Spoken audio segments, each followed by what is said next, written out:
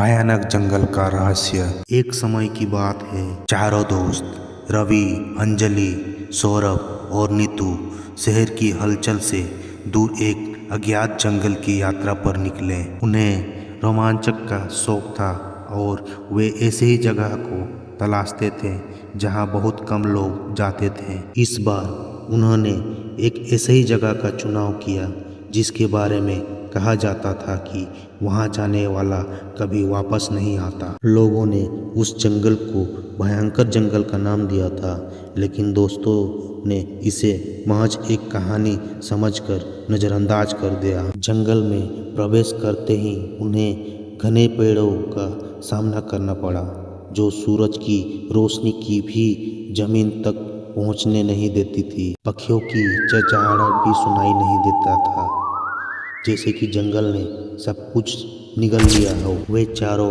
अपने कैमरे और नक्शे के साथ आगे बढ़ने लगे। जंगल में घुसते ही अजीब चीज होने लगी।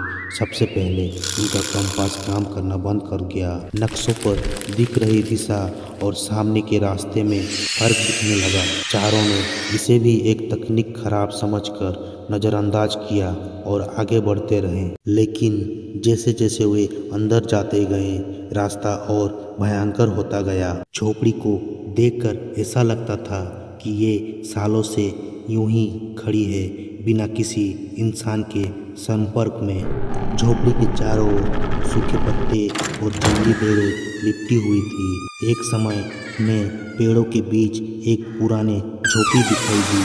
रवि ने बाकी दोस्तों को झोपड़ी के अंदर चलने को कहा ताकि वे थोड़ी देर आराम कर सके।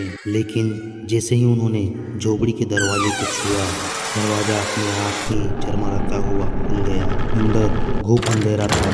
चारों ने अपनी टॉर्च निकाली और झोपड़ी के अंदर कदम रखा। अंदर जाते ही उन्हें एक अजीब सी ठंडक महसूस हुई, जैसे कोई अदृश्य शक्ति वहां मौजूद है। झोपड़ी के अंदर एक पुराना लकड़ी का टेबल और टूटी फूटी कुर्सियां पड़ी थी।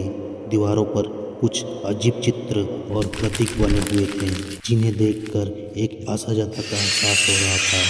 अचानक अंजलि की टॉर्च की रोशनी एक कोने में पड़ी, एक पुरानी किताब पर पड़ी। जैसे ही उसने किताब खोली, हवा में अचानक से तेज आवाज गूंजने लगी। ये आवाज मानव नहीं थी, बल्कि किसी और दुनिया से आती प्रतीक हो रही थी। नीतू ने घबरा कर कहा, हमें यहाँ से तुरंत निकलना चाहिए। लेकिन जब उन्होंने झोपड़ी से बाहर निकलने के लिए कोशिश की तो दरवाज़ा अपने आप बंद हो गया। बाहर की दुनिया जैसे गायब हो गई थी और वे चारों ने दरवाज़ा खोलने के लिए कोशिश की, लेकिन वो हिल भी नहीं रहा था।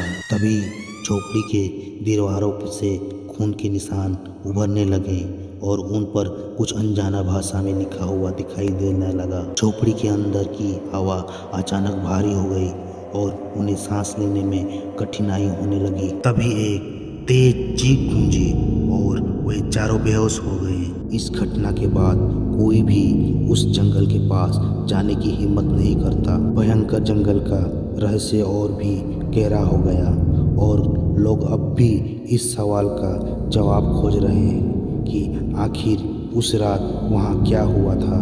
अगर ये वीडियो आपको पसंद आए तो लाइक, शेयर, कमेंट और सब्सक्राइब करना ना भूलिएगा।